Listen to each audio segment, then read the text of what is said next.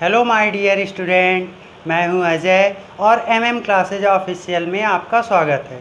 बच्चों, कल हम लोगों ने लास्ट वीडियो में एक्सरसाइज 6.1 लाइन्स एंड और एंगल्स पर हम लोगों ने डिस्कशन किया था ना। आप लोगों ने वीडियो देखी भी होगी और अगर उसमें कोई डाउट लगता है तो आप बताएंगे कि सर मुझे ये डाउट हो रहा है, उसका मैं सॉल्यूशन आपको प्रोवाइड कराऊंगा। आज हम लोग एक्सरसाइज 6.1 सॉल्यूशन पर डिस्कस करेंगे। उससे पहले मैं आपसे कुछ कहना ये चाहता हूँ कि इस एनसीईआरटी सॉल्यूशन के अलावा भी अगर आपको कहीं कोई प्रॉब्लम होती है तो आप बिना किसी संकोच के आप मेरे यूट्यूब चैनल पे कमेंट पे या यूट्यूब चैनल पे आप लोग जा कर के वहाँ पे टेलीग्राम, इंस्टाग्राम, फेसबुक इनकी लिंक गिवन है। आप किसी भी माध्यम से या फ़ोन से आप मुझ तक अपनी प्रॉब्लम, अपने अदर क्वेश्चंस पहुंचाइए तो मैं उनका सॉल्यूशन आपको ज़रूर प्रोवाइड करवाऊंगा और अगर आवश्यक हुआ तो उस पर वीडियो भी बना दूंगा जिसको आप अपने मोबाइल पे देख सकते हो। और अगर आपको मेरा ये प्रयास, मेरी ये जानकारी आपको बेनिफिट लग रही हैं तो आपसे रिक्वेस्ट है, आपसे तो यही कहना चाहता हूँ कि आप एक लाइक और सब्सक्राइब तो कर ही सकते हैं, आपको भी करना है और अपने फ्रेंड से भी करवाना है। तो चलिए देखते हैं एक्सरसाइज 6.1 सॉल्यूशन। जहाँ तक मेरा प्रयास है क्वेश्चंस आपको ना नोट करना पड़े, वीडियो देखते टाइम आप सिर्फ क्या करें, एक कॉपी और पेन लेकर बैठ जाएं, क्वेश्चन यहीं से नोट कर लें और इनका जो मैं सॉल्यूशन बताऊं, जो हिंट दूं, उनको आपको नोट करना है और सॉल्व करते जाना है। और अगर पॉसिबल हो तो क्वेश्चन पहले से पढ़ के रखना है। बुक वगैरह नहीं है कोई बात नहीं, आप खाली कॉपी और पेन निकाल लीजिए। तो चलिए निकालिए फिर कॉपी और पेन, देखते हैं। Lines A B and C D intersect at O. तो ये जो स्टेटमेंट लिखा है इसको ढूंढिए फिगर में। फिगर ये गिवन है, आपकी बुक में भी होगा। लाइन ए बी और सी डी एक दूसरे को पॉइंट ओ पर इंटरसेक्ट करती हैं। तो ये है ए बी और ये है सी डी, ओ पर इंटरसेक्ट कर रही हैं। If angle A O C plus angle B O E, angle A O C plus angle B O E means ये दोनों एंगल, बताया था ना एंगल पढ़ना कैसे, आप लोगों को पढ़ना है कैसे लिखना है। तो ये दो एंगल्स का सम 70 डिग्री है।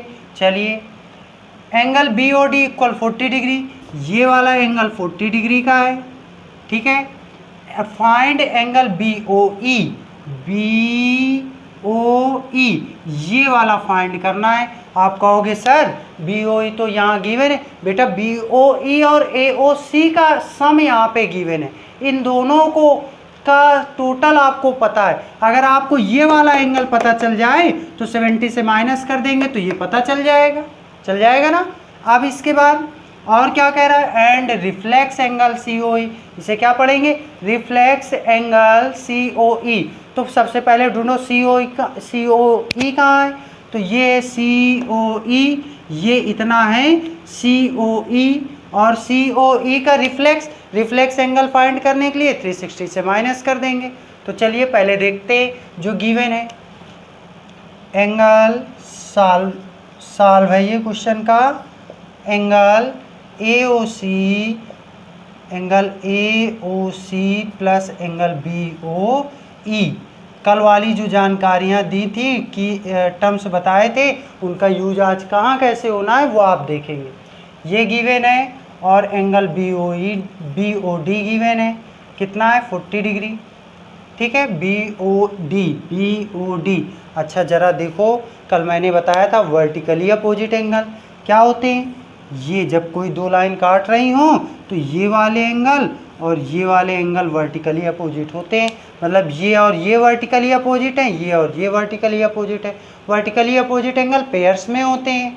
अब देखिए तो जो ये दोनों लाइनें क्वेश्चन बता रहा है, लाइन ए बी और C D, line A B और सी डी ये दोनों लाइन है एक दूसरे को इंटरसेक्ट, तो क्या यही वाली फीलिंग नहीं आ गई। ये दोनों एंगल ए ओ सी और angle B O D vertically opposite angle हुए ना, हुए कि नहीं। अगर हुए तो क्या होगा, ये दोनों इक्वल होंगे।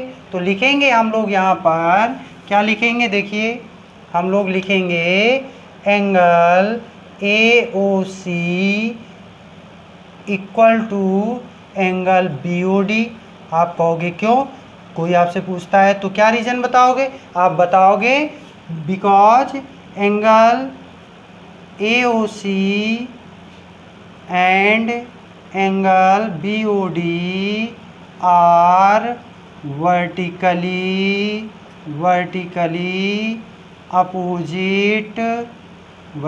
अपोजिट एंगल्स कह दो, वर्टिकली अपोजिट एंगल्स हैं।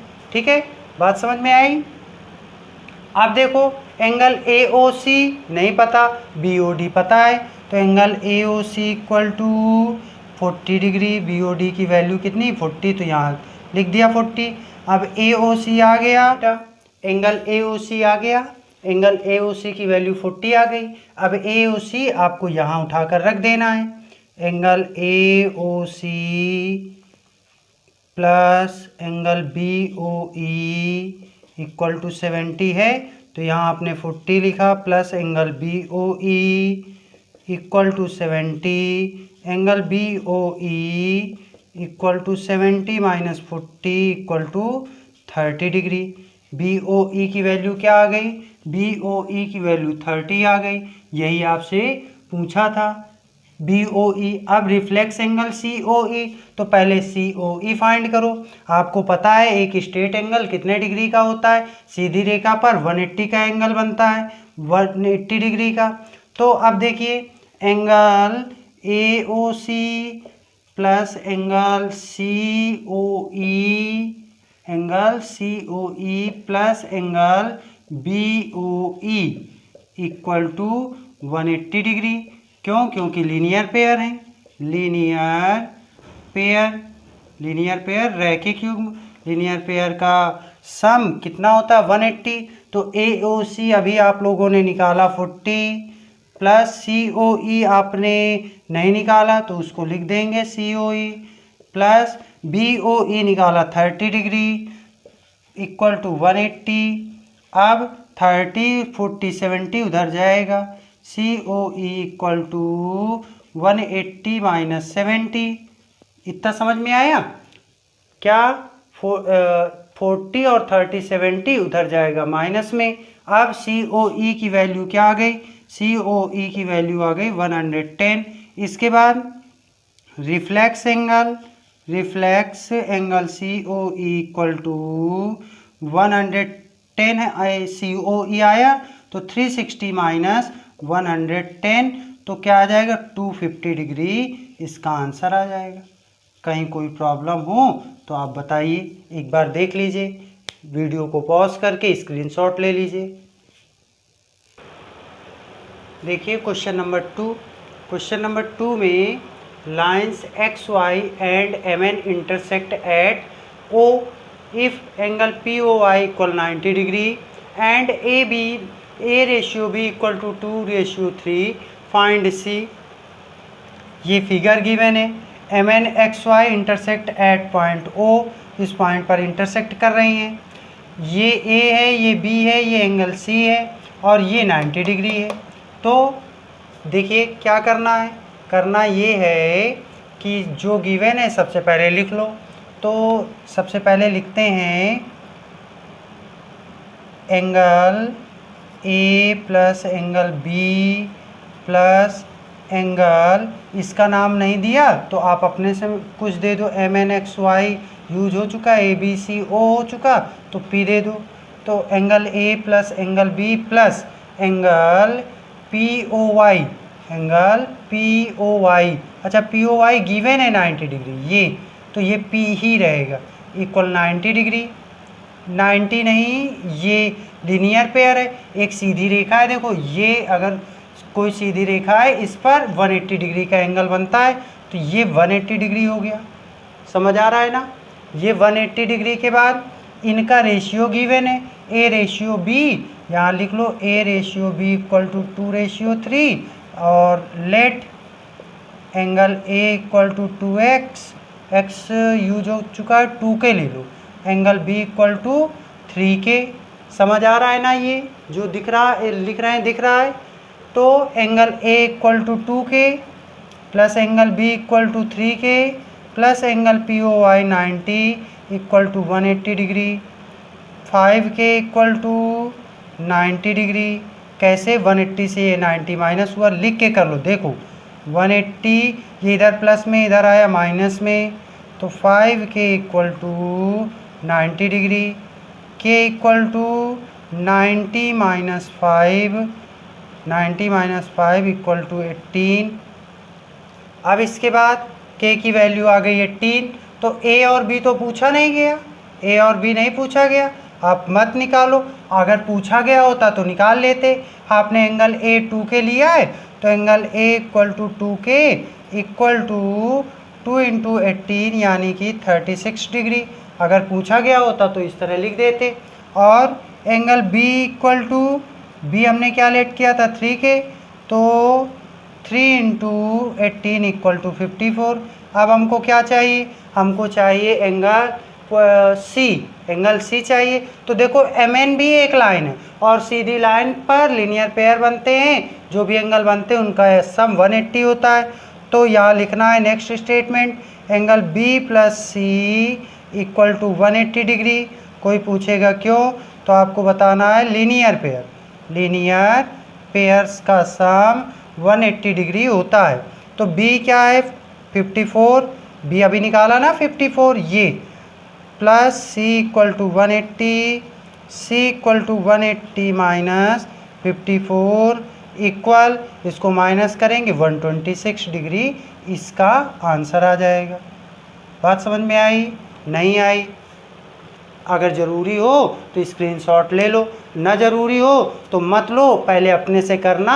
और जैसे आप भूल जाओ कोई स्टेप तो वीडियो रिमाइंड करके आप फिर से देख लेना। और ज़्यादा से ज़्यादा आपको प्रैक्टिस करनी है, मैथ तभी अच्छी हो सकती। नेक्स्ट क्वेश्चन देखते हैं बच्चों। देखो क्वेश्चन नंबर 3। क्वेश्चन नंबर 3 में गिवन है in figure triangle P Q R equal to P R Q, then prove that angle P Q S equal to P R T.